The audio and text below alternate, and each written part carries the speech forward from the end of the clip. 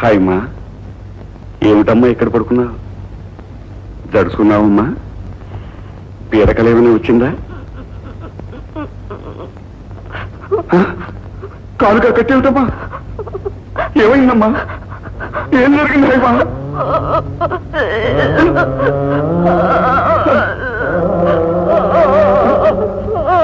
ఏమిటమ్మా?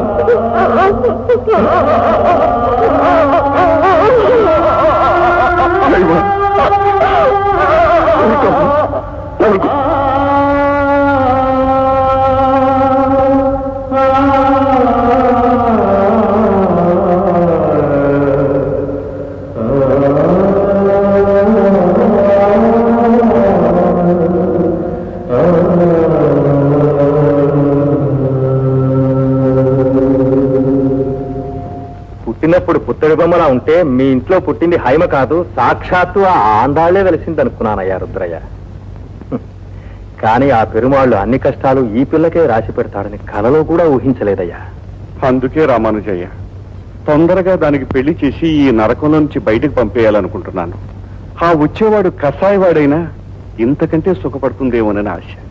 ఆ పని నువ్వు చెయ్యాలనుకుంటే వెంటనే ముహూర్తం పెట్టించేద్దాం, దానికే ఉంది. అందుకే నీకు తెలిసిన కుర్రవాడు ఎవరైనా ఉంటే చూడు. చదువు లేకపోయినా పర్వాలేదు, ఆస్తి లేకపోయినా పర్వాలేదు, దాన్ని అర్థం చేసుకోగలిగిన వాడైతే చాలు.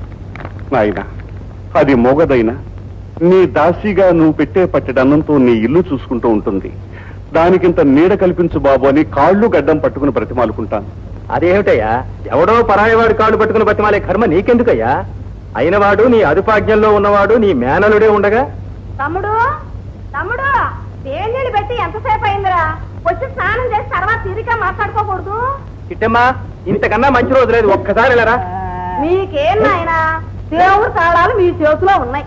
మీకు తీరికైనప్పుడే ఆ దేవుడు తన పని తను చేసుకుంటాడు.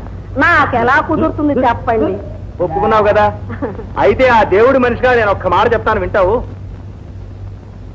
చిట్టమ్మా, హైమన్ని కోడలుగా చేసుకోవాలమ్మా, ఇది నా సలహా. మీ తమ్ముడు సొంత తమ్ముడు అటు ఆరోగ్యం చెడి ఇటు రాబడి లేకుండా పోయి కష్టపడుతున్నాడని ఇంటికి తీసుకొచ్చి పెట్టిన దానికి సంతోషించడానికి బదులు ఇప్పుడు ఒకదాన్ని నా కొడుకు కష్టపెట్టాలని చూస్తున్నారా? బాగుందండి, చాలా బాగుంది.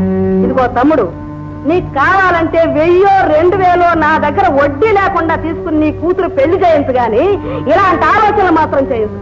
అంత్యనిష్ఠూరం కంటే ఆదినిష్ఠూరం మీరు.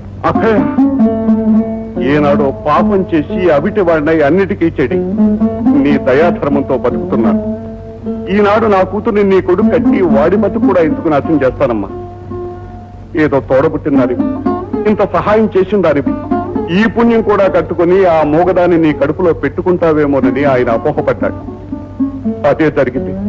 మండే నా గుండె మీద ఈయన నీళ్లు తల్లిన దాని అవుతావేమోనని లోపల ఆశపడ్డాను. అంతేనమ్మా, అంతే. దాని పెళ్లే గనక జరగపోతే నా చేతోనే దానికింత విషం ఇచ్చి దాన్ని చెరవిడిపిస్తాను, కానీ దాని భారం మాత్రం నీ మీద వేయనమ్మా. నా మాట ఇంట్లో మిరపకాయలు లేవు. తర్వాత తిరిగి కొండుకొని ముందు బయటికి రావమ్మా. ఏమిటయ్యా? చూడు, మన సినిమా నిర్మాతల దగ్గర చిత్రం వచ్చింది. నిజమా? సావుతీ ఫోటో నచ్చాయట? చాలా బాగా నచ్చాయని, మంచి భవిష్యత్తు గల అమ్మాయిని, అసలు ఇలాంటి అమ్మాయిల కోసమే చలనచిత్ర సేవ గొంతెండిపోయి ఎదురు చూస్తుందని రాశారు. భద్రం, మొత్తానికి సాధించావయ్యా. ద్రాక్ష పండులో గింజలాగా వచ్చింది అడ్డొచ్చి పడిందమ్మా. ఏమిటయ్యా? అంటే పెద్ద ఇదే లేదనుకో. ఎకాయికి నాయక వేషం వేయాలంటే ఆ డ్రెస్సులకి వాటికి 5000 కట్టాలి. పక్క వేషం అయితే 1000 చాలు. అమ్మో, అంత డబ్బే?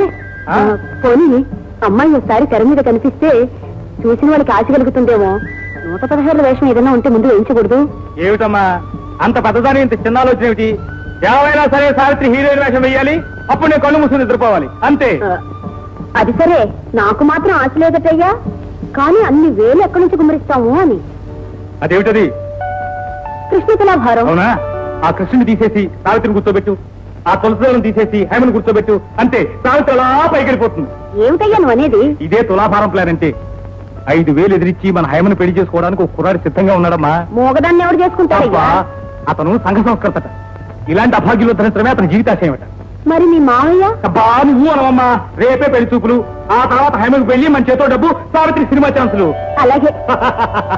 2 పెద్ద చెరువులు, పశ్చిమ ఆసియాలో ఉన్నాయి. వీటిని అక్కడున్న ప్రజలు ఈ చెరువుల్ని సముద్రాలు అని పిలుస్తారు. కానీ అవి మాత్రం చెరువులే.